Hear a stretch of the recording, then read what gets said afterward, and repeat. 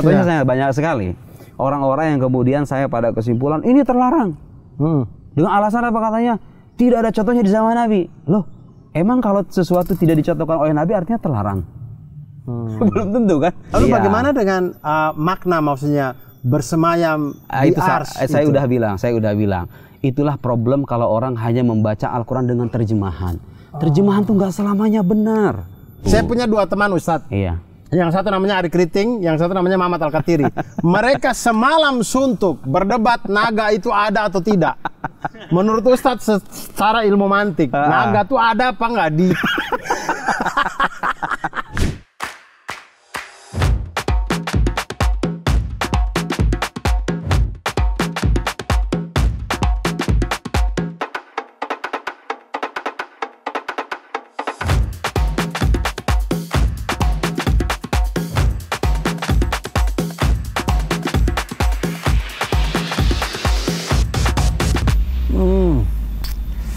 Dan tiba saatnya di depan tenda kita bertanya-tanya. Assalamualaikum warahmatullahi wabarakatuh. Waalaikumsalam warahmatullahi wabarakatuh. Bismillahirrahmanirrahim. Alhamdulillahirrahmanirrahim. Allahumma sholli ala Muhammad wa ala ali Muhammad. Teman-teman semuanya, berjumpa lagi di Tenda Tanya season kedua, episode kedua ini masih bersama dengan Ustadz Muhammad Nuruddin, LC Ustadz ya. Alhamdulillah. Kalau S2-nya LC juga? MA. Oh, LCMA. LCMA ini dah. Soalnya kalau di bukunya beliau tidak ada gelar. Tidak ada gelar-gelarnya di sini ya. Jadi saya juga tidak tahu. Beliau S2, S1 dan S2 di Al-Azhar. Ini buku kita masih membicarakan sama seperti episode pertama tentang buku ilmu mantik ini. Kita gali-gali ya, mungkin memang tidak akan sedalam kalau teman-teman baca sendiri satu persatu, lembar per lembar, tapi mudah-mudahan ini bisa menjadi pemantik untuk teman-teman membeli dan membaca, sehingga kita sama-sama mari belajar ilmu mantik ini sebagai video-video pengantar lah begitu. Insya Allah. Nah teman-teman, kalau mau beli di mana, ini ada di Kera Publishing, teman-teman ada di linknya YouTube yang sekarang teman-teman nonton ini, di bawahnya insya Allah udah ditaruh sama teman-teman di situ. Nah teman-teman langsung klik aja, nanti bisa beli di situ. Ustadz melanjutkan yang minggu kemarin, saya lupa tanya. Ini ilmu mantik ini sekitar 600 halaman. Iya. 600 halaman. Berapa lama ini Ustadz ini nih? Itu saya dulu bikinnya putus-putus. Jadi kadang 1 bulan bikin, 2 bulan, habis itu libur 4 bulan, libur 5 bulan kayak gitu. Jadi kadang sesuai mood. Itu ceritanya dulu saya diminta ngajar kelompok mahasiswa di sana. Kemudian saya tuh punya prinsip gini Mas, kalau kita pengen mematangkan pemahaman terkait sebuah ilmu, maka lakukan 3 hal. Oke. 1, belajar kepada ahlinya. Oke. Kedua, ajarkan kepada orang-orang di sekitar Anda. Jadi cara terbaik dalam belajar itu adalah mengajar. Sadar atau tidak, ketika Anda mengajarkan itu mematangkan pengetahuan Anda. Ketiga, tuliskan. Sudah, belajar kepada ahlinya, ajarkan kepada orang, tuliskan. Jadi pada waktu Ustadz memulai menulis ini, itu Ustadz sudah di 2 tahap ya. Jadi sudah belajar dan sudah mengajar. Kita belajar, di kuliah kita belajar, kemudian saya mengajarkan kepada sekelompok adik-adik mahasiswa. Kemudian itu tadi saya punya hobi menulis, kemudian saya share ke media sosial, orang pada suka gitu loh. Awalnya tuh saya nggak ada niatan pengen bikin buku, awalnya itu artikel-artikel lepas yang saya tulis untuk sekelompok mahasiswa. Saya pikir kalau buat mahasiswa doang kayaknya sayang, saya upload aja secara umum. Banyak orang suka, pengen ngelanjutin. Ya sudah, saya lanjutin artikel kedua, ketiga, keempat, kelima, sampai waktu itu sekitar 26 artikel. Setelah itu saya terus-menerus ngajar, ya kan, komunitas mahasiswa itu. Setelah ngajar ditulis, atau sebelum mengajar ditulis, dikasih ke mereka sebagai bahan materi aja gitu. Kumpulin. Jadi banyak kata saya. Jadi bikin buku aja sekalian gitu loh. Terus saya kerjaan tiap hari. Waktu bikin buku itu kadang dari pagi selesai sholat subuh, kemudian mengaji. Biasa kita baca wiridan begitu ya. Buka laptop, buka komputer, punya temen kosan. Saya pakai. Pagi-pagi itu buku dijajarin gitu kan. Kita standby sampai zuhur. Selesai zuhur kemudian kita di sana kan kalau di Mesir itu rumah tingkat. Pakai flat gitu kan. Iya. Kayak di ini ayat-ayat cinta. Iya, persis. Jadi saya habis azan kemudian turun ke bawah, naik lagi, istirahat bentar, YouTubean 10 menit apa gitu, nulis lagi sampai asar berhenti, kemudian sampai maghrib kemudian kadang lanjut lagi, kadang-kadang dapat 10 halaman 20 halaman dikumpul-kumpulin, saya tambahin referensi sana sini jadi buku. Salah satu cara terbaik untuk menyalurkan minat itu adalah dengan menekuni sesuatu yang kita suka. Anda selama jadi mahasiswa suka apa gitu loh. Sebisa mungkin putar otak Anda gimana caranya sesuatu yang Anda suka ini bisa menghasilkan sesuatu yang bermanfaat. Kan hidup paling enak tuh begitu. Sampean suka ngelawak kan? Jadi pelawak tuh enak kan? Iya. Saya hobi menulis nih.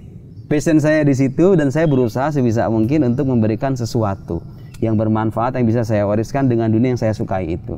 Jadi bagi teman-teman mahasiswa yang tidak ingin gagal setelah kuliah, ketika jadi mahasiswa itu kalau bisa dicari kecenderungan Anda itu apa gitu loh. Kemudian jadikan itu, kalaulah itu tidak sesuai dengan jurusan, jadikan sampingan. Ketika selesai kuliah, Anda nggak bingung mau ngapain lagi gitu loh. Anda menekuni sesuatu yang Anda suka. Ngambil jurusan gitu juga kalau bisa gitu Mas. Ini kan dulu saya jurusan akidah filsafat kan. Salah satu jurusan yang katanya kalau kerjaan itu paling nggak jelas. Filsafat mau ngapain? Ngajak orang mikir aja gitu kan. Paling mungkin yang paling make sense jadi dosen. Kerjanya di mana? Dosen gajinya dikit. Iya kan? Gajinya dikit itu kerjanya apa gitu loh. Orang kan sekarang kuliah tuh cara berpikirnya pragmatis. Nanti saya gajinya berapa, menghasilkan apa, membangun karir dan seterusnya. Saya dulu tidak menghiraukan itu. Karena saya masih ingat perkataan guru saya, kalau kita ingin berhasil itu mantapkan tugas yang Tuhan berikan kepada kita sekarang. Anda sekarang punya kecenderungan apa, kemudian Anda lihat ilmu ini bisa menghasilkan manfaat atau tidak. Jangan pikirkan nanti kerjanya jadi apa. Cukup Anda fokus pikirkan Anda harus menjadi ahli dalam bidang Anda sendiri. Ketika orang sudah menjadi ahli, bukan dia mencari pekerjaan, pekerjaan nyariin dia. Sekarang saya menerima buahnya.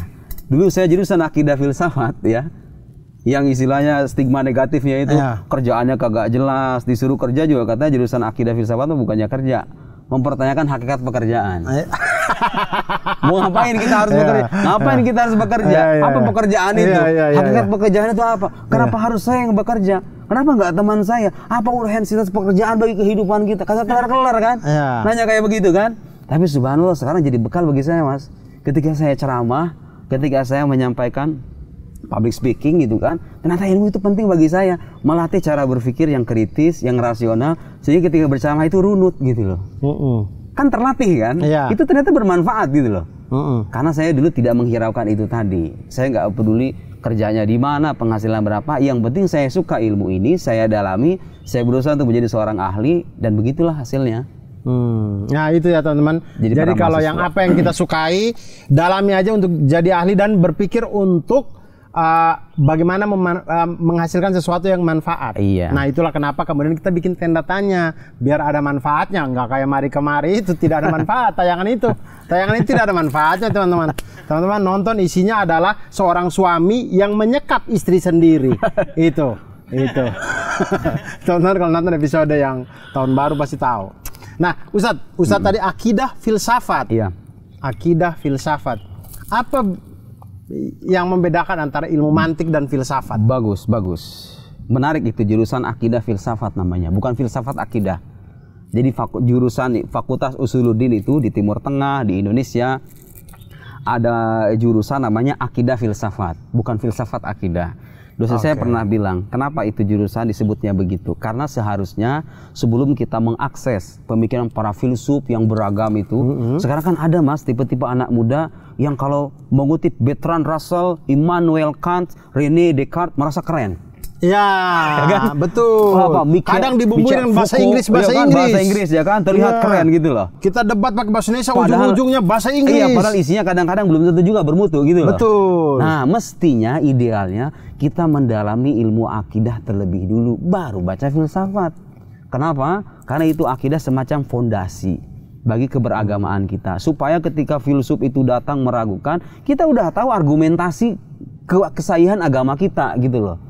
Rasionalitas kita sudah matang dan kita bisa tahu agama kita itu bukan hanya sebatas agama yang diklaim benar tapi dia terbukti benar. Bedakan itu ya. Lihat nih. Ungkapan sangat logis. Sesuatu yang diklaim benar belum tentu benar, ya kan? Betul. Untuk mengatakan ini benar atau salah harus ada argumentasi yang tersaji. Ya, harus dibuktikan. Untuk merangkai argumentasi itu Anda harus tahu kaidahnya dan logika menyajikan kaidah-kaidah itu, ya.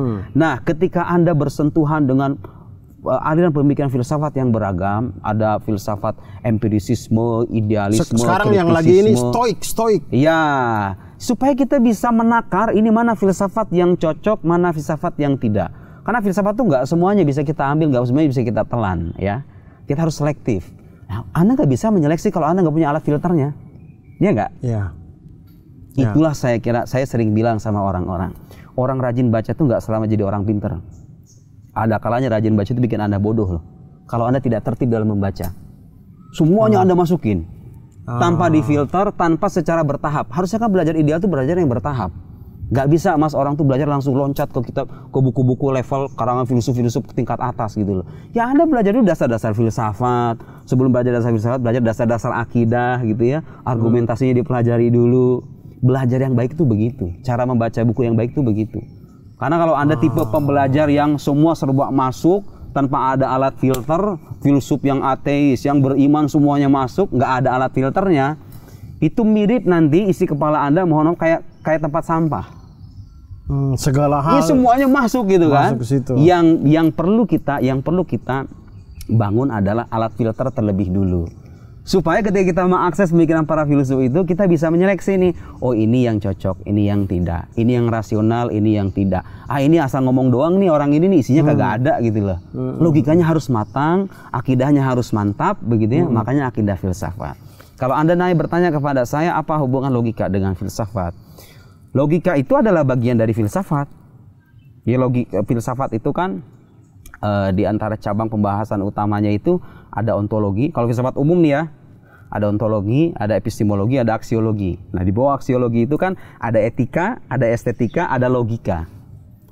Etika itu menjelaskan baik dan buruk. Apa yang kita lakukan ini kira-kira pantas atau tidak pantas, baik atau buruk. Di kategorinya kalau moral itu, kalau etika itu baik buruk.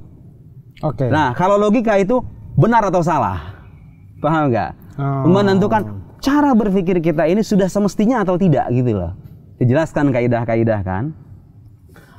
Kalau estetika itu soal keindahan. Ya, bagus atau jelek? Iya, gitu ya? Bagus. Jadi itu bagian dari filsafat, cabang dari filsafat.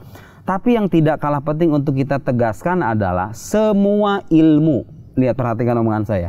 Semua ilmu, semua orang yang menekuni ilmu apapun pada akhirnya akan membutuhkan ilmu ini. Kenapa? Karena Mas mau belajar ilmu apapun. Sebutin sama saya ilmu apa saja. Antropologi, sosiologi, politik, apalagi dalam agama, fikih, usul fikih, tafsir, hadis, balaghah, hadis, mustalah hadis. Semua ilmu yang beragam itu kalau Anda peras isinya itu tidak akan lepas dari dua. Satu konsepsi. Konsepsi tadi istilah-istilah. Semua ilmu ada istilah-istilahnya kan? Dalam politik, dalam bernegara ada demokrasi. Apa beda demokrasi dan teokrasi? Iya kan? Ya kan? Ada khususnya isu tentang khilafah. Khilafah itu apa? Iya kan ya? Banyak istilah-istilah nih kita dalam bernegara, di kampus, di luar kampus, di ilmu ini, ilmu itu semuanya ada istilah-istilah. Untuk menentukan istilah ini tepat atau tidak, logis atau tidak definisi ini, kita harus mempelajari kaidahnya. Hanya logika yang menjelaskan kaidah-kaidah itu. Setelah Anda merumuskan konsepsi, tugas Anda belum selesai. Anda kadang menyatakan sebuah pendapat, ya kan? Di ilmu manapun itu akan ada pendapat, ya nggak? Harus ditakar dong, ini pendapat ini kira-kira tepat atau tidak, benar atau salah. Menentukan benar atau salah, konsep benar itu sendiri. Kapan sesuatu dikatakan benar, kapan sesuatu dikatakan salah, itu harus ada landasannya, harus ada pijakannya, harus ada argumentasinya. Ketika bicara argumentasi, Anda harus bicara kaidah. Bagaimana cara menyusun premis minor, premis mayor, sampai pada konklusi yang tepat, yang sesuai dengan premis ini. Karena seringkali itu tadi, orang punya klaim di satu pihak gitu kan, klaimnya di selatan, premisnya ada di timur. Gak nyambung gitu kan. Termasuk ketika orang berceramah tentang tema-tema keagamaan, dia bicara apa, dalilnya kemana-mana. Itu kan? Seringkali itu kita jumpai ya. Contohnya saya banyak sekali. Orang-orang yang kemudian saya pada kesimpulan ini terlarang. Dengan alasan apa katanya? Tidak ada contohnya di zaman Nabi. Loh, emang kalau sesuatu tidak dicontohkan oleh Nabi artinya terlarang? Belum tentu kan? Ya. Jadi bahan diskusi tuh. Apakah sesuatu yang tidak dilakukan oleh Nabi itu menjadi terlarang? Para ulama mengatakan tidak. Ada kalanya iya terlarang, ada kalanya juga tidak. Karena ketika Nabi tidak melakukan itu, tidak berarti bahwa beliau mensyariatkan sebuah larangan. Bisa jadi beliau meninggalkan khawatir diwajibkan kepada umatnya, bisa jadi beliau lupa, bisa jadi beliau meninggalkan karena kebiasaan saja, tidak ada unsur pensyariatan di sana, ya kan? Ada kemungkinan itu, nggak bisa Anda simpulkan, gak ada contoh di zaman Nabi nih. Oh berarti kalau gini haram. Ini sedikit semacam ini nih, ini contoh nih. Orang menyampaikan, untuk mengatakan sesuatu ini haram, asal dalil keharamannya apa gitu loh. Ya. Bukan hanya dengan alasan nggak ada contohnya di zaman Nabi. Ya. Tadi kemarin kita sudah bahas ya bahwa Nabi itu hidup pada zamannya, tuntutannya kadang-kadang berbeda dengan apa yang kita jumpai sekarang. Belum ada karya teologi di zaman Nabi, ya belum ada tuntutan ya. Belum ada karya usul fikih yang berjilid-jilid. Kita fikih itu mas, yang puluhan jilid bahkan ratusan ribuan jilid itu diproduksinya belakangan karena tuntutan untuk menjelaskan agama secara detail baru muncul belakangan. Di zaman Nabi orang semua terima gitu loh. Nabi yang bilang kok, Anda mau bilang apa? Ya enggak? Ini sekarang kiai yang ngomong, ustad. Ustadznya sendiri kan difitnah lagi, iya enggak? Mau gimana lagi kan? Kita hidup di zaman manakala keraguan-keraguan itu muncul dari berbagai sisi, maka penjelasannya harus detail, harus rinci. Dan logika membantu kita untuk mengoreksi cara berpikir kita. Jadi itu pengantar bagi semua ilmu. Semua bidang ya. Kemudian Ustadz bilang berarti logika itu bagian dari filsafat. Betul. Saya jadi teringat dulu yang Ustadz tadi sempat bilang juga. Jadi dosen saya kuliah di Muhammadiyah Malang. Dosen saya pernah bilang begini. Jadi dosen saya itu bilang gini. Bilang ke saya terutama, kamu jangan belajar filsafat, kamu belajar akidah dulu deh. Habis akidah baru filsafat. Dan itu kemudian saya pegang. Akhirnya saya itu dulu mendengar filsafat itu saya sudah takut duluan kayak enggak deh, enggak mau dekat-dekat, enggak mau ini. Nah, menurut Ustadz Nuruddin, maksudnya batasnya seperti apa? Karena yang saya lihat ya, maksudnya saya memang tidak pernah belajar, cuman saya lihat kayaknya orang belajar filsafat ujung-ujungnya kemudian jadi ateis. ada. Itu gimana itu? Ada, Mas. Maksudnya bablasnya kayak gimana itu? Bagus. Ada orang belajar filsafat kemudian imannya semakin kokoh. Barangkali saya termasuk orang yang semacam itu, alhamdulillah. Alhamdulillah. Karena saya belajar secara bertahap. Diajarkan sama guru saya kayak tadi itu. Belajar secara metodologis. Itu yang tidak kalah penting. Pelajar-pelajar yang punya semangat, punya rasa ingin tahu yang tinggi itu kalau bisa dikontrol. Jangan sampai semua buku itu Anda masukkan dalam satu fase gitu loh. Buku orang ateis Anda baca, ada filsuf eksistensialis Anda baca, orang yang beriman Anda baca semuanya. Tanpa ada alat filter Anda akan menjadi orang bodoh dengan banyaknya bacaan itu. Tapi wawasan yang matang, wawasan yang sedikit tapi dia matang itu jauh lebih baik ketimbang wawasan berlimpah tapi tidak teratur, ya enggak? Iya kan? Orang kadang banyak bacaan, banyak sumber, bahasanya mentereng-mentereng, dilihat isinya kosong. Isi bisa dibantah dalam 2 baris ini kayak begini. Terjadi itu gara-gara tidak punya alat yang matang. Dan logika itu salah satu ilmu alat yang sangat penting supaya cara berpikir kita mula-mula diperbaiki dulu nih sebelum kita menjadi ahli dalam bidang ABCD ini. Karena bagaimanapun kita perlu menyatakan pendapat, kita perlu mengomentari pendapat orang, menentukan ini yang salah, ini yang benar, dan itu harus punya alatnya. Nah kemudian tadi filsafat itu ya? Maksudnya ada area dalam filsafat memang mas. Batas-batasnya untuk dia. Iya itu tadi. Orang hanya akan tahu batasan itu setelah dia mempelajari dasar-dasar keimanan secara mantap. Contoh ya, ada aliran dalam filsafat yang membatasi pengetahuan itu pada pengetahuan empiris saja. Jadi selain pengetahuan yang bisa diuji secara indrawi, dia mengatakan itu bukan pengetahuan. Ada kan? Jadi bagi dia pengetahuan ilmiah itu hanya pengetahuan yang terindra saja. Yang bisa diobservasi gitu loh. Bisa pergi ke laboratorium, bisa dilihat. Kalau yang nggak bisa terlihat, yang nggak bisa diindrawi, itu bukan pengetahuan katanya. Ada kan? Ya ada. Nah Anda lupa bahwa dalam agama itu banyak sekali objek-objek yang kita yakini keberadaannya, dia ada, tapi pembuktiannya tidak bisa secara indrawi. Pembuktiannya harus secara rasional. Dan Anda salah kalau sekarang misalnya nyari Tuhan ada atau tidak dengan menggunakan filsafat empirisisme ini. Namanya mazhab empiris ya, yang mengatakan bahwa pengetahuan yang valid itu hanya pengetahuan empiris saja. Lalu Anda dengan pengetahuan ini ingin menguji Tuhan ada atau tidak. Secara metodologis itu keliru. Kenapa? Karena Tuhan itu sendiri bukan objek indrawi kan?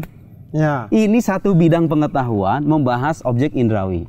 Tuhan bukan objek indrawi, ya kan? Ya. Gak nyambung dong. Betul. Kalau Anda pengen nimbang jeruk, salah. bagus. Kalau Anda pengen nimbang jeruk, jangan pakai meteran. Ya. Ngukur baju boleh pakai meteran. Ngukur baju jangan pakai timbangan juga gitu loh. Ya kan? Ya. Semua ada ukuran, semua ada alatnya sendiri-sendiri. Nah, ketika Anda mengamini filsafat kayak tadi tuh, bahwa pengetahuan yang valid adalah pengetahuan empiris saja, otomatis konsekuensinya apa? Anda akan mengabaikan tuh objek-objek non indrawi itu. Padahal dia bisa dibuktikan secara ilmiah juga. Cuma ilmiah dalam arti perspektif lain, bukan perspektif empiris, tapi perspektif rasionalis. Ada pengetahuan ternyata di balik pengetahuan empiris itu pengetahuan sifatnya rasional, yang tidak tunduk pada pengalaman manusia. Saya sudah jelaskan, itu perdebatan itu kan, saya itu kan. Ya, merasionalkan Tuhan ya, itu. Artinya ada pengetahuan-pengetahuan yang non indrawi dan kita yakini keberadaannya. Maaf, kita yakini kebenarannya, keabsahannya, bahkan dia menjadi landasan dari pengetahuan empiris itu sendiri. Dan itu pengetahuan yang kita jadikan pijakan untuk membuktikan keberadaan Tuhan, keberadaan hal-hal gaib, kenabian Nabi Muhammad, dan lain-lain. Lihat kalau sekarang orang nggak tahu nih, kemudian mengakses, menelan begitu saja, itu filsuf besar loh, filsuf empiris itu. David Hume, John Locke, ya kan, George Berkeley, dan lain-lain itu. Para filsuf besar itu kalau Anda baca karyanya bisa terpukau, ya kan. Iya juga ya. Nah, untuk mengetahui batasan-batasan itu, maka kita harus tahu rambu-rambu akidah dalam agama kita. Ingat, saya mengatakan begini bukan berarti saya ingin mendoktrin anak-anak Buddha semua yang bertentangan dengan keyakinan tolak. Yang ingin saya katakan adalah, Mas, yang sampeyan yakini sekarang itu mau menyangkut ketuhanan, kenabian, apapun itu semua sudah ada bukti-buktinya. Penjelasannya udah ada, cuman Anda nggak tahu gitu loh. Maksud saya. Dalam agama kita sejak awal iman itu tidak bisa disebut sebagai iman kalau landasannya hanya penerimaan subjektif saja. Harus berlandasan pada argumentasi. Iman itu dalam buku-buku teologi diartikan i'tiqad jazim mutabiq lil waqi' nasyi'an dalil. Ini saya ngutip kitab kuning nih.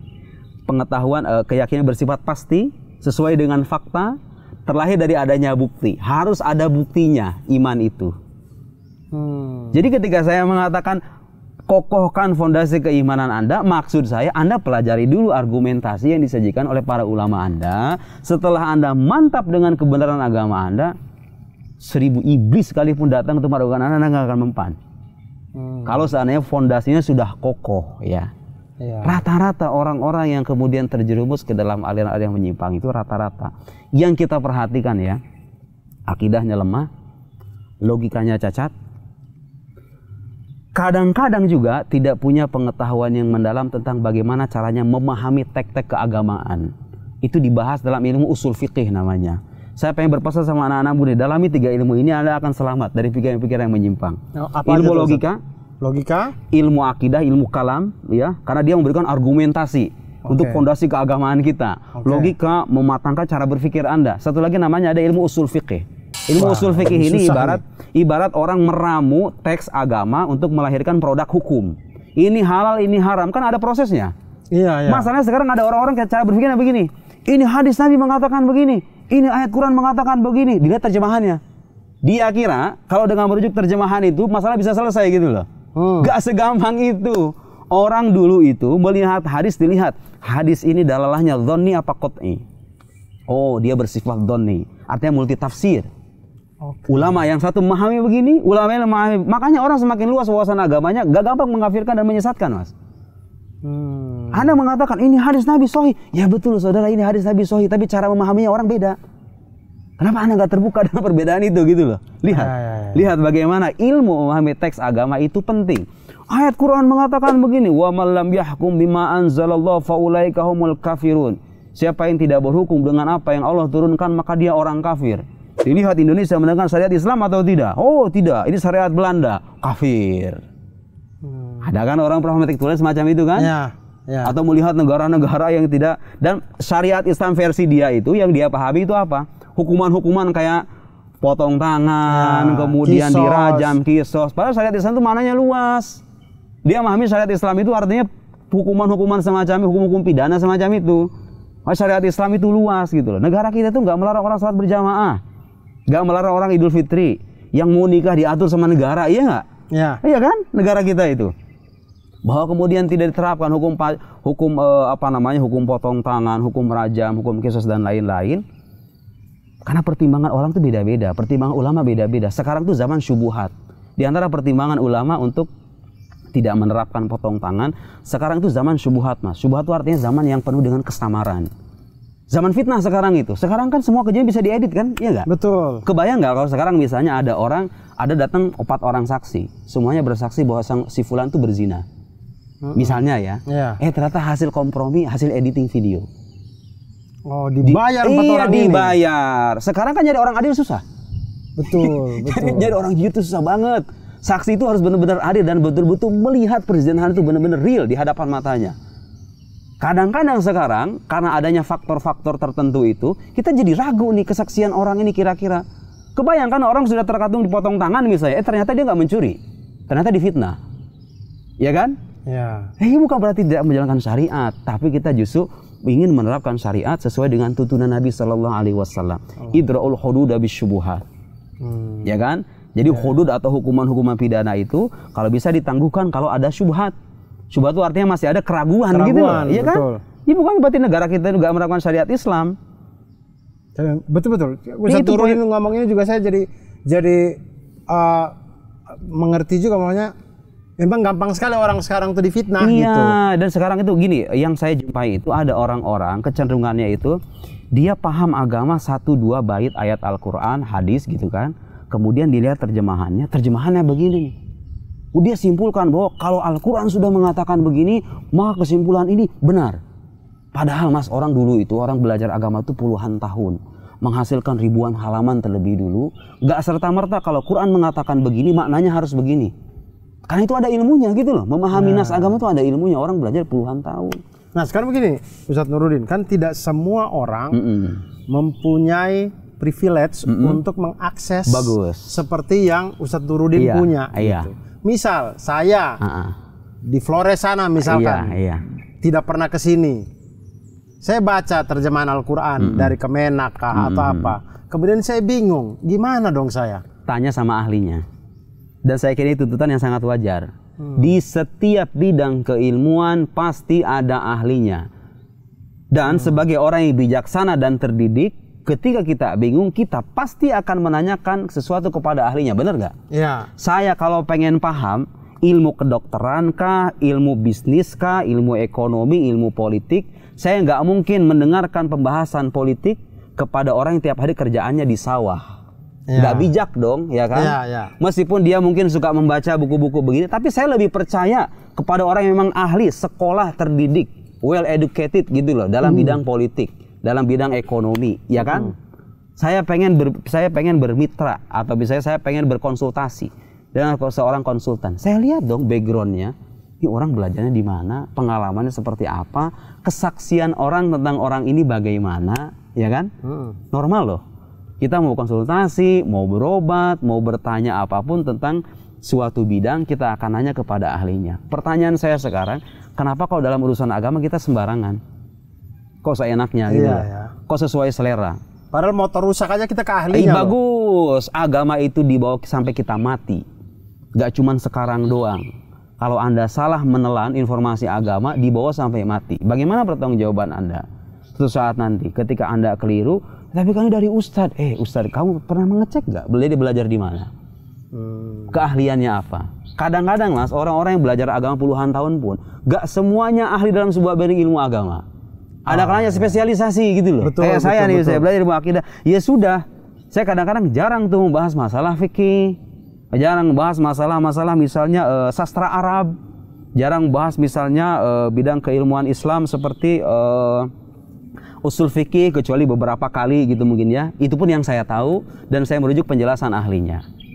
Baca sejarah misalnya, ada lagi ilmunya, metodologinya, logika, ilmu kalam, ilmu usul fikih, ilmu balaghah.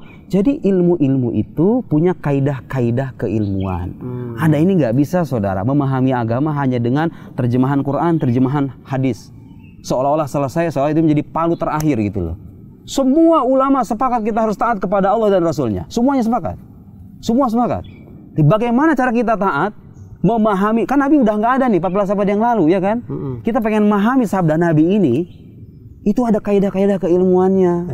Nggak cukup hanya dengan ini hadis mengatakan begini, ini ayat Quran mengatakan begini. Selesai begitu. Orang belajar puluhan tahun untuk mengkaji itu. Kenapa Anda nggak menghormati kepakaran itu? Gitu. Karena ketika hadis itu diucapkan oleh Rasulullah SAW, tentu ada kejadian apa. Bagus. Konteksnya kadang beda. Konteksnya apa? Ya kan? Untuk siapa? Bagus. Biasanya ya. Kadang-kadang lafaz yang diucapkan pun kadang-kadang multi tafsir. Kadang-kadang satu ulama memahaminya begini, satu ulama lain memahaminya begini. Selama itu ada pijakannya, saya pengen berpesan begini kepada anak-anak muda yang kadang-kadang dihadapkan dengan perbedaan pendapat ulama. Selama pendapat itu punya pijakan, landasan Qur'annya, landasan dari sunnahnya, dan kaidah keilmuan. Dan selama yang mengucapkan itu seorang ahli dalam bidangnya, Anda hormati dia. Sekarang kita hidup di zaman orang ahli, bukan ahli agama, bukan belajar agama, nggak pernah bermodalkan terjemahan, ngaji kepada Ustadz Fulan, dia datang di atas mimbar, buka akun YouTube, menyalahkan ulama fulan, menyalahkan kiai fulan, menyalahkan ini, menyalahkan ini, menyangkut sesuatu yang masih bisa diperdebatkan. Iya. Bahkan ada tuh yang kerjanya potong-potong video, adu domba ustadz. Ayo, saya mikir kayak ya Allah, kita ini bangun nggak ada rasa kerjaan lain apa? malu. Kita bangun rasa malu kepada anak-anak muda yang tidak merasa punya keahlian. Kita bangun rasa malu terhadap diri sendiri. Tahu diri. Saya kira seandainya orang-orang punya kesadaran semacam itu, hidup kita bisa jauh lebih sehat, betul nggak? Iya. Perdebatan yang terlahir di media sosial itu akan jauh lebih produktif. Seandainya yang bicara di setiap bidang itu para ahlinya, ilmu kita itu akan maju, Mas. Betul. Iya kan? Betul. Kenapa kita sering terkungkung di satu lingkungan itu, di satu kubangan itu? Gara-gara yang nggak punya keahlian bicara, ngorek-ngorek persoalan lama, padahal kita udah bahas bertahun-tahun, udah kelar gitu loh. Disangkanya itu persoalan baru, ya kan? Akhirnya apa yang terjadi? Para ahli ini kadang-kadang mundur lagi ke belakang. Gara-gara apa? Gara-gara munculnya orang-orang yang tidak punya keahlian bicara ini, bicara sesuatu yang udah selesai, udah kelar. Betul. Gitu. Gak maju-maju kan? Iya. Negara kita pada lihat tuh, lihat bagaimana logika itu sehat atau tidaknya memberikan pengaruh yang tidak kecil bagi kemajuan sebuah negara. Pengen ada Indonesia menjadi negara yang maju, ayo koreksi cara berpikir mereka. Dan itu mempengaruhi bagaimana cara bermain internet, menerima informasi, mengomentari orang, ya kan, mengkritik suatu pendapat, suatu kebijakan. Seringkali kan, orang pemerintah punya kebijakan ini, kemudian kita berspekulasi macam-macam. Lo data kamu mana? Informasinya mana? Valid atau tidak? Saya atau tidak? Argumentasinya benar atau salah? Betul. Ilmu ini mengajari. Betul. Dan tidak hanya di dalam agama tentunya, maksudnya di segala aspek ya. Segala aspek tuh sebenarnya kalau semuanya itu ahlinya yang berbicara, itu akan bagus. Bahkan di dalam negara ini kalau semuanya itu ahlinya yang mengurus, itu juga akan bagus gitu. Sudah serahkan pada ahlinya. Makanya kalau tidak ahli itu kadang-kadang memang akan memunculkan perdebatan-perdebatan yang tidak buang-buang waktu. Buang-buang waktu. Saya punya dua teman Ustadz. Yang satu namanya Ari Kriting, yang satu namanya Mamat Al-Katiri. Mereka semalam suntuk berdebat naga itu ada atau tidak. Menurut Ustadz secara ilmu mantik, naga itu ada apa enggak di Nggak, kita perlu orang-orang kayak gitu perlu kan. Kita suntuk juga kalau tiap orang bicara serius. Kalau orang kayak saya tapi terus-menerus bicara serius terus-menerus, pusing orang Indonesia lama-lamanya kan. Harus ada lah orang-orang yang berikan hiburan seperti sampean, orang yang memberikan komedi-komedi yang kemudian buat kita itu tertawa lepas, ya kan. Hidup kita harus berimbang pada akhirnya. Ada saat dimana kita bicara serius, ada saat bagaimana kita itu hidup santai, menjaga persoalan tidak begitu dengan kepala yang serius begitu ya, tapi dengan sikap yang dingin, yang penuh dengan kecairan, canda tawa dan seterusnya. Iya, betul. Ya, debat-debat semacam itu kadang-kadang sebagai sebuah hiburan ya. Iya. Itu hanya sebagai sebuah hiburan ya, Ari Kriting. Kalau Anda masih percaya naga itu ada, silahkan Anda baca buku ilmu mantik, baca kaidah-kaidahnya, kemudian Anda buktikan sendiri. Tapi saya ingin ngasih ini ya. Segala hal yang didiskusikan menyangkut hal gaib. Karena ini penting, Mas. Di Indonesia ini saya masih menyaksikan beberapa golongan masyarakat yang terlampau berpikir mistis. Jadi ketika misalnya dia mengalami sebuah musibah atau kejadian, entah itu anaknya sakit, entah itu suaminya misalnya perutnya tiba-tiba membesar dan lain-lain, itu kadang-kadang suka menyajikan penafsiran-penafsiran yang over mistikal gitu loh. Jadi menjurusnya itu ke setan, ke roh-roh jahat gitu kan. Padahal itu masih bisa jelaskan secara ilmiah. Ketika ada orang punya attitude yang aneh, kemudian disimpulkan, oh ini ada yang nempelin jin nih, ini kesurupan nih, ya kan, dan lain-lain. Segala hal yang berkaitan dengan hal gaib itu kalau bisa sebelum Anda benarkan, Anda cek sumber yang mengabarkan. Ada juga sekarang kisah-kisah kayak misalnya ini karomah nih, karomah seorang wali, karomah seorang habib dan lain-lain. Karomah itu ada, gak bisa kita ingkari. Kejadian luar biasa yang terlahir pada diri seorang wali itu ada. Dalam Al-Quran sendiri ada. Kisah Ashabul Kahf, pemuda yang terdiri dalam gua selama ratusan tahun, bangun dalam keadaan normal. Itu kan karomah. Gak bisa kita ingkari. Tapi kasus per kasus cerita karomah yang sekarang beredar di masyarakat, benar atau enggak, valid atau tidak, Anda cek sumbernya. Orang terpercaya apa enggak? Terus yang dikisahkan ini ulama wali beneran apa bukan? Ya? Oh, ada orang bisa bicara dengan binatang misalnya. Kira-kira ini pikirannya aneh-aneh atau enggak? Ulama beneran atau enggak? Betul, kesaksian kiai bagaimana? Jangan langsung dibenerin mentang-mentang ini aneh kemudian oh ini seorang wali. Berpikir cerdas dong. Ya. Jadi kita nggak mengingkari ada hal-hal gaib tapi dilihat sumbernya. Ada orang misalnya mengatakan, oh ini kena santet pak, ini begini. Tanya dulu sama dokter, jangan buru-buru menafsirkan segala sesuatu itu dengan penafsiran yang mistis gitu ya. Kita percaya jin itu ada, harus percaya karena itu dalam Al-Quran. Betul. Setan itu ada. Jadi kasus per kasus ini fulan kena santet, kena sihir, apa kena jin apa itu tidak selamanya harus kita benarkan. Sebelum Anda benarkan, lihat buktinya, lihat faktanya, lihat yang mengabarkan. Orang terpercaya atau bukan, ahlinya atau bukan. Ini orang suka mendramatisasi fakta atau tidak. Kalau iya, nggak usah benerin. Dan ini karena Ustadz membicarakan ini, saya jadi keingat beberapa waktu yang lalu, walaupun memang sudah tidak lagi, teman, saya pengen tanya langsung ke Ustadz Nurudin. Beberapa waktu yang lalu terjadi polemik lah masalah santet itu ada atau tidak gitu. Nah, menurut Ustadz Nurudin sendiri, maksudnya dari ilmu mantik dan segala santet itu ada nggak? Tergantung sihir dengan santet. Saya bicara sihir dulu ya. Sihir sebagai sebuah katakan persekutuan antara manusia dengan roh-roh jahat. Itu memang kalau kita baca referensi kitab tafsir, kitab akidah, sihir itu ada. Sihir itu ada. Dan ada dalam Al-Quran ya kan sihir itu. Tapi Mas, gini, santet versi orang Indonesia itu kan ya, versi orang Indonesia itu adalah itu tadi yang saya bilang. Kadang ada suatu kejadian nih. Ini masih banyak kemungkinan gitu loh. Paham nggak? Orang misalnya kesurupan, disangkanya kemasukan jin. Ya bisa jadi punya masalah psikologis. Pergi ke psikiater dong, jangan pergi ke dukun gitu loh. Duit Anda habis ke dukun. Padahal kalau pergi ke psikiater, bisa jadi itu adalah penyakit jiwa, kemudian ditangani, dikasih obat, sembuh. Bisa jadi kan? Nah, kadang ada orang-orang yang juga melihat bahwa ini fulan mati dalam keadaan aneh nih. Nah, kalau kita skeptis dengan kejadian semacam itu, jadi masalah nggak? Mencederai keimanan apa enggak? Enggak. Karena yang diminta dari kita adalah percaya kepada jin, percaya kepada sihir. Kasus per kasus yang diduga, itu hanya dugaan kan? Diduga ada keterlibatan roh jahat dan lain-lain, itu debatable, itu bisa diperdebatkan. Gak wajib percaya Anda. Bahkan saya terkadang dalam sejumlah kasus nggak percaya. Disangkanya ini katanya dibunuh oleh dukun. Kita ini dalam beragama harus percaya bahwa yang memberikan kematian kehidupan itu Allah Subhanahu wa Ta'ala. Kok Anda percaya dengan hal semacam itu? Jin itu makhluk yang lemah, Mas. Ini yang saya pelajari nih. Jin itu dengan kita nih, kalau misalnya kita rujuk ilmu penjelasan ilmu akidah, jin itu jismun latif, kita itu jismun kafif. Terjemahannya jismun latif itu makhluk halus. Ini kayak udara nih, halus kan? Saya sekarang minum kopi ada aroma nih, aromanya halus. Latif itu artinya halus. Halus, bagus. Berarti orang kalau namanya latif, itu artinya maksudnya itu diskusi lain.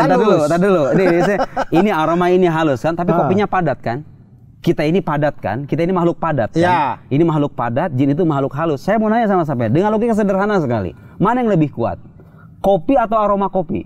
Makanan atau aroma makanan? Makanan. Bagus. Itulah kira-kira gambaran untuk melihat kekuatan Anda dengan jin kalau mau dibandingkan. Ini kita ini secara fisikal jauh lebih kokoh ketimbang jin yang makhluk halus itu gitu loh. Makanya kadang saya dalam sejumlah kasus orang katanya dibahayakan dengan saya kadang nggak percaya. Tapi bukan berarti kita mengingkari jin ya. Kita percaya dengan jin, kita percaya dengan setan, kita percaya dengan roh jahat, sihir itu ada. Tapi apakah kasus per kasus ini beneran sihir atau enggak? Kadang-kadang saya sendiri ragu. Debatable ya itu. Iya, itu debatable. Artinya selama ada penjelasan ilmiahnya, dokter kemudian menjelaskan, psikiater menjelaskan. Saya lebih percaya psikiater. Ya. Lebih percaya kepada dokter ya kan? Karena ahlinya. Karena bagus, karena ahlinya. Menyangkut masalah kejiwaan, tanya sama ahli kejiwaan dong. Ya. Jangan tanya sama dukun, Anda salah alamat gitu loh.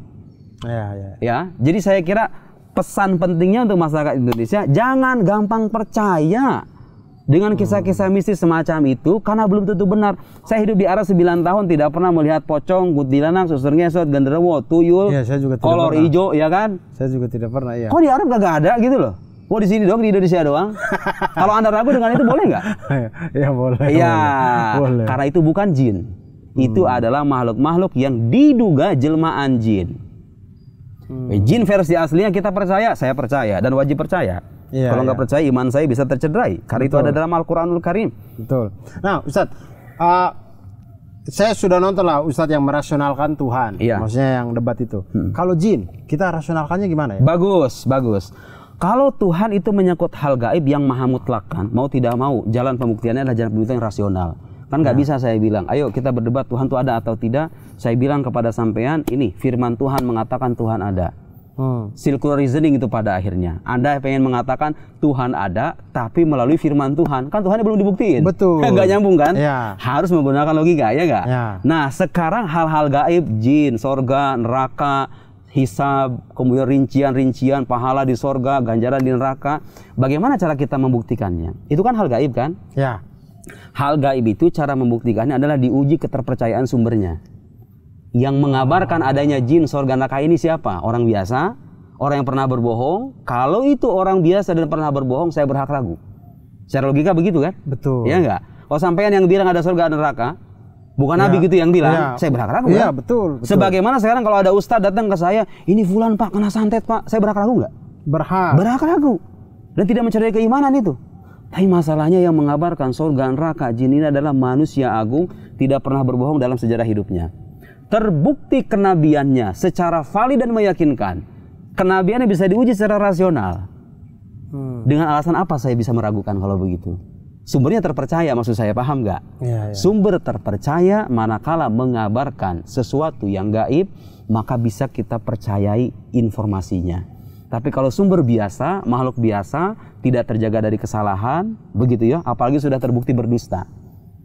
Seandainya, ini seandainya, lihat kalimat seandainya. Seandainya Nabi Muhammad itu adalah manusia biasa, nggak ada bukti kenabiannya, pernah berdusta, atau melakukan hal-hal yang kurang wajar. Berhak kita meragukan kabarnya? Iya, berhak, bagus. Betul. Tapi kenyataannya sebaliknya. Kejujurannya teruji, sejarah hidupnya lengkap, bukti kenabiannya berlimpah, bisa diuji bersama. Mengabarkan ini manusia agung ini ada namanya jin, ada namanya setan, ada namanya malaikat, ada surga, ada neraka, ada hisab, ada sirat dan lain-lain.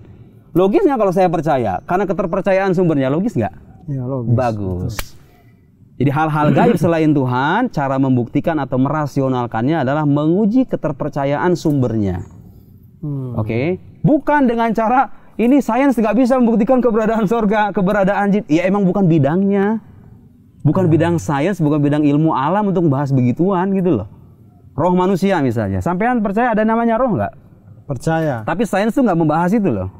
Terus kalau sesuatu nggak dibahas oleh sains, apa artinya nggak ada? Nih lihat nih. Reasoning sebagian orang-orang ateis. Seolah-olah kalau sains tidak membicarakan, maka itu artinya tidak ada gitu loh. Paham nggak? Nggak bisa gitu dong. Karena pengetahuan tidak selamanya bersifat indrawi gitu loh. Ada pengetahuan-pengetahuan yang berasal dari pencipta alam semesta. Itu namanya wahyu. Ada pengetahuan yang sifatnya rasional melalui penalaran logika. Itu pengetahuan rasional. Itu pengetahuan empiris, pengetahuan indrawi. Itu hanya salah satu variabel pengetahuan. Kalau kita bicara masalah keagamaan, dilihat objeknya. Bersifat indrawi atau tidak? Tuhan, surga, neraka itu bersifat non-indrawi. Berarti cara pembuktiannya berbeda dengan pembuktian empiris. Gak nyambung kan? Anda meragukan roh itu nggak ada. Kenapa nggak ada? Menurut sains nggak ada. Ya menurut sains memang bukan bidangnya. Menurut agama ada. Karena istilah roh itu tersampaikan melalui Al-Quranul Karim dan Al-Quran sudah terbukti keilahiannya secara meyakinkan.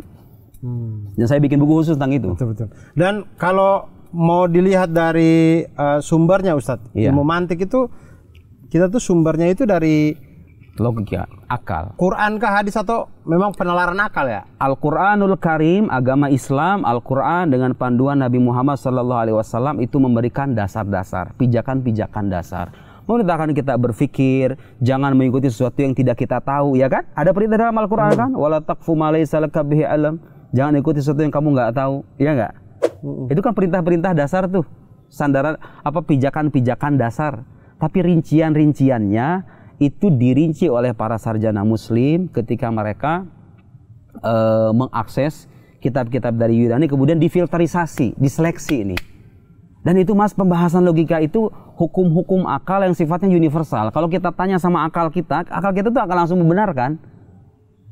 Bukan sifatnya itu kaidah-kaidah yang dimunculkan oleh sekte-sekte tertentu gitu loh. Untuk kepentingan sektenya kemudian bikin kaidah begini, enggak. Kayak tadi itu saya bilang, kaidah-kaidah logika kayak gitu. Betul. Dua hal yang kontradiktif, tidak mungkin saling membenarkan, tidak mungkin saling menyalahkan. Nggak mungkin ada mengatakan handphone ini ada, handphone ini juga nggak ada. Nggak logik, ya nggak? Itu kaidah universal kan? Kaidah universal. Kaidah universal mengatakan setiap argumen yang benar pasti akan menghasilkan kesimpulan yang benar. Kaidah logik itu.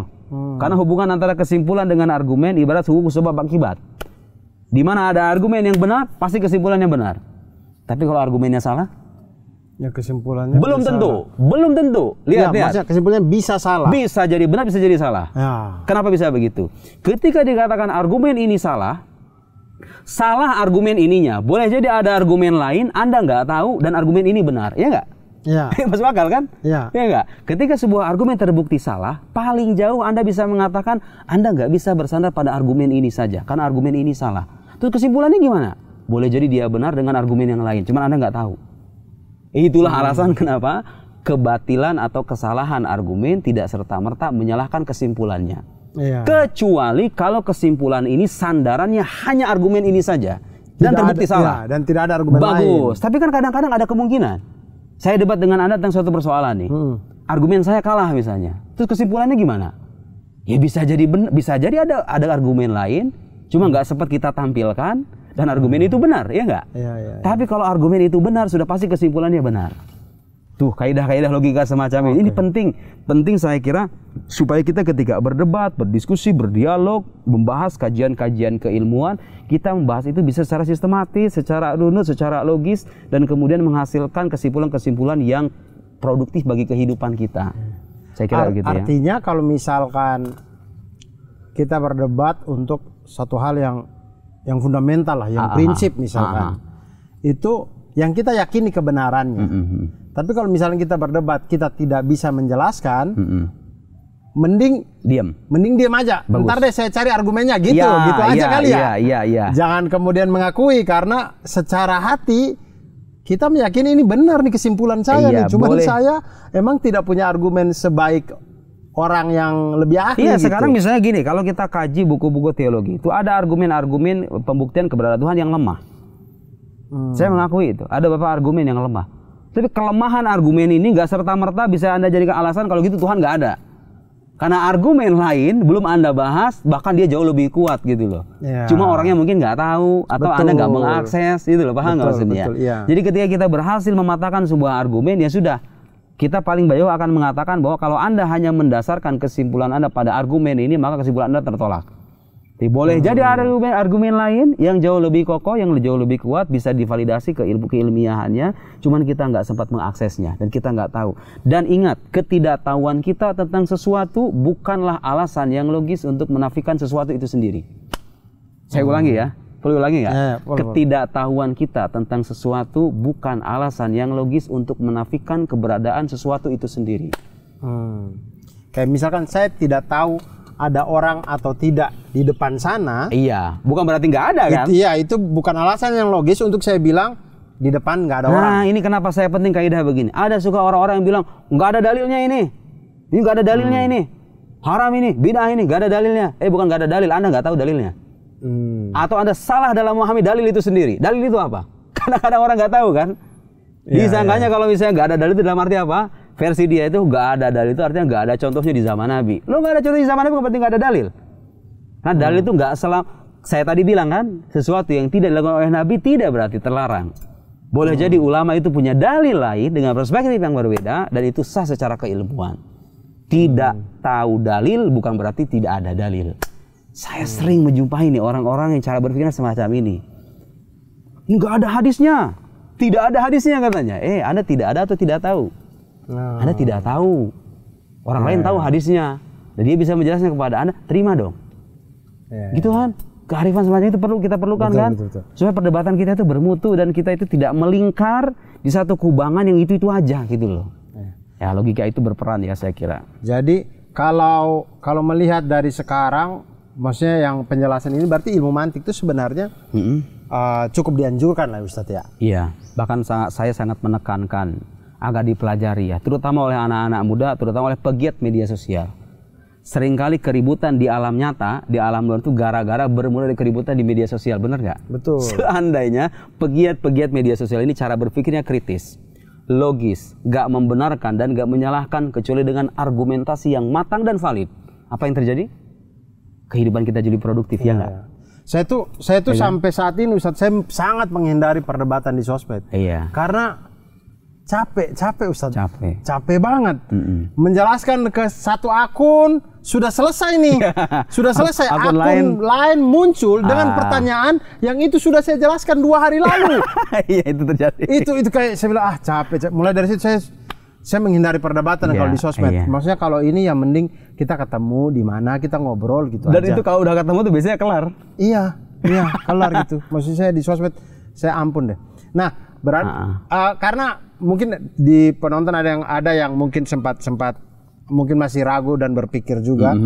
Ada beberapa ulama atau kalangan yang kemudian ilmu mantik tuh haram, dilarang ya. Itu kalau saya baca di sini itu Ustadz menjelaskan bahwa itu di sebagian atau di beberapa apa gitu, beberapa ilmunya. Orang-orang yang mengatakan haram pun pada akhirnya harus mempelajari ilmu ini dulu kan? Betul. Ya bagaimana Anda menghukumi ini ilmu haram sebelum Anda tahu gitu loh? Betul. Ya betul. Ya orang pengen mengharamkan logika, mengharamkan filsafat. Anda tahu logika nggak? Tahu filsafat nggak? Nggak tahu. Kok bisa bilang haram? Ya berarti saya harus belajar, bagus. Harus tahu. Jadi hatta kalaupun orang mengharamkan dia wajib belajar dulu, ya nggak? Iya. Iya kan? Betul. Logikanya begitu kan? Iya. Bagaimana Anda bisa menghukumi sesuatu sebelum Anda tahu sesuatu itu sebagaimana adanya gitu loh? Ya, oke itu satu. Yang kedua, orang-orang yang mengharamkan itu kadang-kadang yang dimasukkan adalah buku-buku logika yang sudah terkontaminasi dengan filsafat-filsafat Yunani yang terbukti menyimpang. Seperti misalnya keyakinan akan ketidakbermulaan alam semesta. Kan keyakinan Yunani, Aristoteles misalnya diantaranya dia berkeyakinan bahwa alam itu tidak bermula. Dan itu kemudian diikuti oleh sejumlah para filsuf muslim yang kemudian dikafirkan oleh Imam Ghazali, ya kan? Tapi kita nggak termasuk orang yang setuju dengan pengkafiran itu.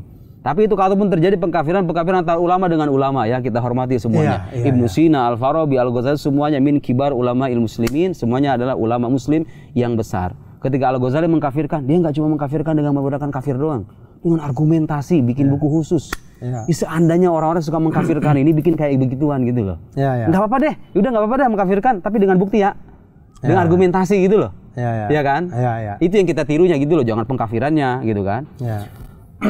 Yang diharamkan itu buku-buku logika yang memang bisa menjurus orang pada keyakinan-keyakinan yang menyimpang, dan itu biasanya ilmu-ilmu logika yang di fase-fase awal yang masih terkontaminasi dengan pembahasan filsafat.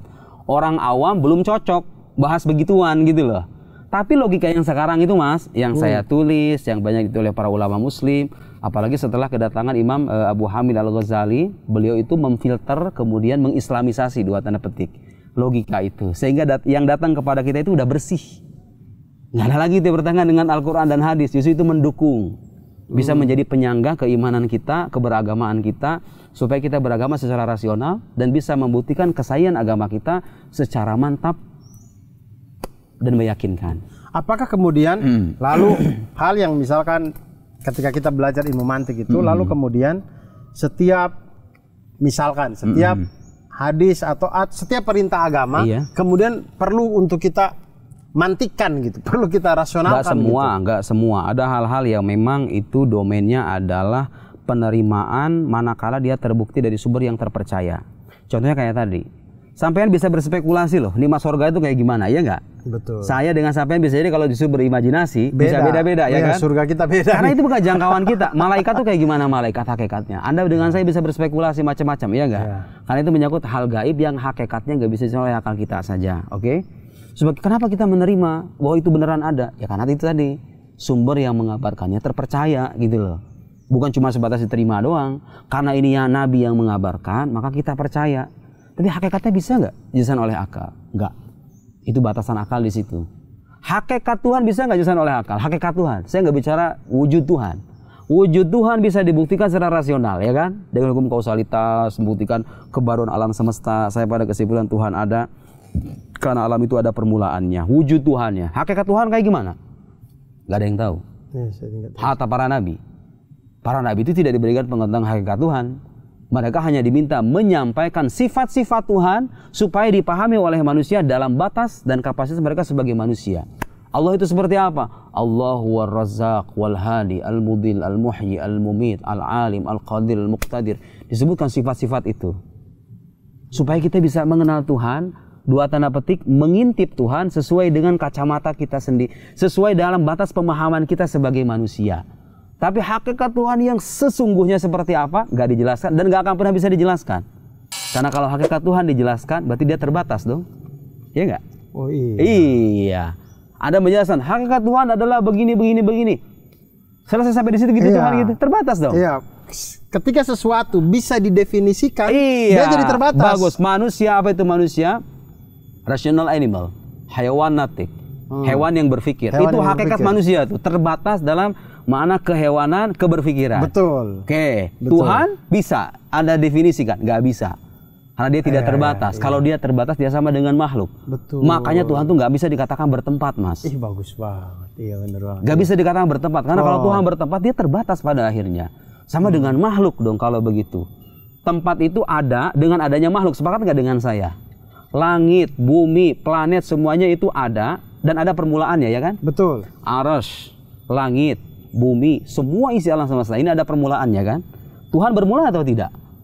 Tidak bermula. Masuk akal nggak kalau dikatakan sesuatu yang tidak bermula bertempat pada sesuatu yang memiliki permulaan? Tidak masuk akal lah. Masa? Tapi lalu kemudian itu juga jadi perdebatan tuh. Perdebatan. Lalu bagaimana dengan makna, maksudnya bersemayam di ars? Saya udah bilang. Itulah problem kalau orang hanya membaca Al-Quran dengan terjemahan. Terjemahan tuh nggak selamanya benar. Yang menerjemahkan ini kadang-kadang nggak selamanya memahami konteks ayat, makna ayat, lafaz yang disebut dalam sebuah ayat. Dan keterbatasan bahasa Indonesianya juga ya. Bagus. Bahasa Arab itu kaya. Tanya deh sama pakar bahasa Arab itu. Satu kata itu bisa diartikan dengan beragam makna dalam bahasa Arab itu. Ada makna mustarak, ada istilah lafaz mustarak. Ada lafaz, satu lafaz maknanya bisa beda-beda gitu loh. Ini orang yang nggak belajar bahasa Arab, kadang-kadang taunya terjemahannya doang. Betul. Bersemayam, harus bersemayam dong kalau begitu. Terjemahan Quran itu bukan Al-Quran. Saya ulangi, terjemahan Al-Quran bukan Al-Quran. Mau tahu Al-Quran maknanya seperti apa? Tanya ahli bahasa, tanya ahli tafsir, tanya ahli akidah ketika bicara masalah akidah, tanya ahli bidang-bidang keilmuan yang terkait dengan itu. Apa katanya? Ar-Rahman laras istawa. Oh, maknanya banyak. Istawa itu diantara maknanya istaula, menguasai. Artinya Allah menguasai arasy dengan kekuasaan yang maha mutlak. Kenapa arasy dong yang disebut? Kan Allah menguasai bumi juga. Menguasai Anda, menguasai saya. Kenapa cuma arasy disebut? Jawaban Imam Baihaqi misalnya, li'anna arasy a'dham makhluqat, a'dham al-mamlukat. Ada dalam makhluk terbesar. Seolah-olah Tuhan ini mengatakan kepada kita, yang paling besar di antara ciptaanku saja dia kuasai. Apalagi kita yang paling kecil, paham? Penjelasan ulama itu. Terima dong. Itu penjelasan ulama yang tahu, ahli kebahasaan, tahu kaidah-kaidah penafsiran, tidak menyalahkan dan tidak membatasi. Wahana ar-Rahman, al-Istawa itu artinya bersemayam. Ketika diuji secara rasional, akidah Tuhan bersemayam itu bermasalah loh, ya kan? Iya. Ada mengatakan Tuhan bersemayam di atas arasy. Saya ingin menguji logika akidah Anda itu. Tuhan tidak bermula. Artinya sebelum adanya arasy, sebelum adanya langit, sebelum adanya bumi, Tuhan ada dengan dirinya sendiri. Kan? Ketika Anda mengatakan Tuhan bertempat di atas langit, di atas arasy, berarti ada perpindahan dan perubahan, ya nggak? Tadinya dia nggak bertempat, kemudian bertempat. Saya tadi nggak di Depok, kemudian saya datang ke Depok. Ada permulaannya nggak keberadaan saya di Depok? Ada. Bagus. Bisa nggak Anda terima akidah yang menyebutkan Tuhan ada permulaannya? Tidak dong. Bagus. Kenapa? Karena zat Tuhan itu tidak memiliki permulaan. Betul. Dia zat yang tidak memiliki permulaan. Kalau Tuhan bermula berarti dia tunduk kepada yang lain. Tuh lihat. Akidah yang rasional mengatakan justru Tuhan itu ada dengan dirinya sendiri. La yataqayyad bizaman wala makan. Tidak terikat dengan waktu, tidak terikat dengan tempat. Diterima silahkan, ditolak silahkan, tapi dengan argumentasi. Apa argumen rasional bahwa Tuhan itu bertempat? Ayo. Saya jamin 100% nggak akan bisa itu. Betul. Karena ketika nggak logik ya kan? Ketika Tuhan bertempat, kita membatasi. Iya, membatasi. Dan bagus. itu akan ya lihat. Kemana-mana akan udah jadi keliru. Lihat, saya di atas kursi. Saya dikatakan bertempat di atas kursi. Kenapa? Kursi ini makhluk, dia adalah benda, saya juga benda. Jisim, sesuatu yang menempati ruang. Jadi sesuatu yang bertempat itu adalah sesuatu yang menempati ruang, benar nggak? Ya. Sesuatu yang tersusun dari bagian-bagian. Ini lihat handphone nih, handphone di atas buku tuh. Sama-sama sesuatu yang menempati ruang, ini menempati ruang. Karena itu saya bisa katakan handphone bertempat di atas buku, ya nggak? Ya. Karena dia itu sesuatu, karena dia jisim. Ini jisim, ini jisim. Terdiri dari bagian-bagian dan menempati ruang. Tuhan jisim atau bukan? Bukan dong. Bagus. Berarti kalau gitu bertempat atau tidak? Bukan saya mas yang bilang begini. Iya. Ulama Ahlussunnah, saya belajar itu akidah Iya. selama bertahun-tahun. Itu penjelasan para ulama. Kita mengetengahkan itu kepada orang-orang supaya orang paham bahwa Tuhannya itu beda dengan makhluk-makhluknya. Makhluk memiliki kebutuhan kepada tempat. Saya duduk di atas kursi, bangun dari atas kursi, saya bertempat lagi di tempat yang lain. Saya bertempat di atas mobil, di atas jok mobil. Kemudian saya pulang ke rumah bertempat lagi. Tuhan nggak punya kebutuhan semacam itu. Betul. Dan Tuhan tidak terbatas. Kalau tidak terbatas namanya bukan Tuhan gitu loh. Itu patung namanya. Iya. Kalau sudah terbatas. Dan Allah Subhanahu wa Ta'ala tersucikan dari kebertempatan, keserupaan, keberwaktuan, dan segala hal yang menunjukkan penyerupaan. Kalau ada tek-tek agama yang zohirnya seolah-olah menunjukkan keserupaan, ulama punya dua cara. Satu, ayat-ayat itu ditakwil dengan makna lain yang masih tercakup oleh kata itu. Yadullah fauqa aidihim. Diartikan oleh orang Indonesia, yad artinya tangan. Tangan Allah di atas tangan mereka. Ya. Masuk akal Tuhan punya tangan? Tidak. Punya bagian-bagian dong kalau begitu Tuhan, ya nggak? Ya kan tersusun dong kalau gitu. Ya. Kalau tersusun apa bedanya dengan makhluk dong kalau begitu? Nggak. Ulama mengatakan yad maksudnya bukan tangan dalam arti anggota tubuh, tapi kekuasaan. Di bahasa Indonesia saja kata tangan tuh nggak selamanya dalam arti fisik, benar nggak? Ada kalanya kekuasaan ya nggak? Iya. Buat tangan oleh-oleh. Bagus. Indonesia berada di tangan Belanda. Maksudnya apa? Kekuasaan Belanda. Diafirmasi oleh bahasa kan? Iya. Bahasa Arab juga begitu. Ulama lain mengatakan ingin lebih selamat, Anda tidak perlu menentukan maknanya. Hanya Allah yang tahu maknanya, tapi yang jelas makna zohirnya itu kita nafikan. Makna zohirnya dari kata tangan adalah anggota tubuh kan? Iya. Kita nafikan. Wa yabqa wajhu rabbik dzul jalali wal ikram, dan kekala wajah Tuhanmu. Tuhan punya wajah? Wajah dalam arti anggota tubuh tidak. Iya. Terus mana apa ya? Mananya apa? Wallahu alam. Wallahu alam. Kalau Anda ingin selamat, wallahu alam, tapi yang jelas makna zohirnya kita nafikan. Betul. Makna zohir dalam arti wajah dalam arti fisik. Ada sebagian aliran di lingkungan kita yang mengatakan Tuhan punya wajah, wajahnya tidak seperti wajah kita. Tuhan punya tangan, tangannya nggak seperti tangan kita. Tuhan duduk dan bertempat, duduknya nggak seperti kita. Sama-sama duduk itu, sama-sama punya tangan, sama-sama punya anggota tubuh dong. Iya. Lebih aman untuk sudah wallahu alam aja ya. Bagus. Bener sih. Itu ajaran Ahlus Sunnah wal Jamaah, dua mazhab tadi. Menyerahkan mana sungguhnya saya nggak tahu. Allahu alam. Kok bisa begitu? Ya, kita ingin menyucikan Allah dengan sesuci mungkin. Dia beda dengan makhluk.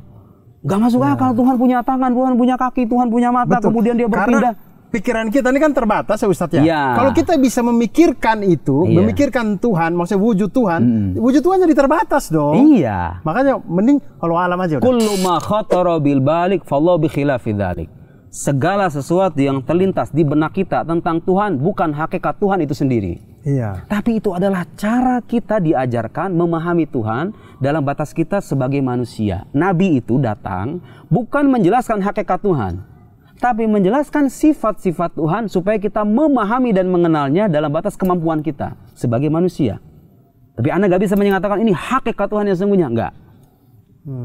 Paham? Paham. Jelas ya? Berapa SKS ini begini? Wah, luar biasa sih, teman-teman. Tapi itu cara berpikir kita kalau itu dasar-dasar ilmu mantik tadi ya, dia tuh jadi kita bisa runut, Iya. rasional gitu. Jadi tidak di kepala tuh tidak saling tubrukan, wah bingung-bingung gitu, tapi kita jadi runut pemikiran kita, dibantu dengan kaidah-kaidah ilmu mantik ini. Ya teman-teman, ini sudah 1 jam, kami sudah mau maghrib, ya mudah-mudahan teman-teman tercerahkan.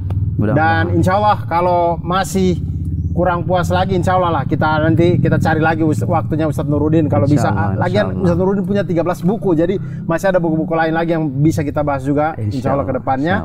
Terima kasih banyak Ustadz Nurudin sudah datang meluangkan waktu di sini 2 episode bersama kami Ilmu Mantik. Teman-teman ingat, teman-teman bisa beli Ilmu Mantik ini nanti di deskripsi di bawah itu, langsung di Keira Publishing. Dan mungkin sebagai penutup Ustadz, biasanya tuh kami minta pesan-pesan dari Ustadz Nurudin. Closing statement. Bagus. Pesan saya kepada anak-anak muda, para netizen Indonesia, belajarlah untuk membangun rasa malu dan sadar diri dengan keahlian masing-masing. Jangan bicarakan sesuatu yang bukan kapasitas Anda, bukan bagian dari keahlian Anda. Kemajuan sebuah negara itu bermula dari kesadaran masyarakatnya dan cara berpikir mereka dalam menyikapi berbagai persoalan yang ada di negara mereka masing-masing. Kalau cara menyikapi Anda tidak dewasa, serampangan, sembrono, bicara asal-asalan, negara kita bisa terbelakang. Tapi dengan cara berpikir yang matang, yang rasional, yang sistematis, dan sesuai dengan kapasitas sekaligus keahlian, saya kira itulah cara terbaik untuk memberikan sumbangsi yang berarti bagi negara kita tercinta. Semoga bermanfaat. Amin. Wassalamualaikum. Amin ya rabbal alamin. Nah itu dia teman-teman. Jadi semua orang itu yang ahli-ahli saja. Saya baru sadar bahwa dari Ustadz Nurudin bilang tadi, kenapa sepak bola Indonesia itu mundur? Karena Muhammad Al-Katiri sok-sok ngomong bola, padahal nggak paham apa-apa. Itulah kemunduran kita. Tolonglah Muhammad, stop sudah. Mamat kalau ngomong miras oke, negara kita maju tuh, karena dia ahlinya.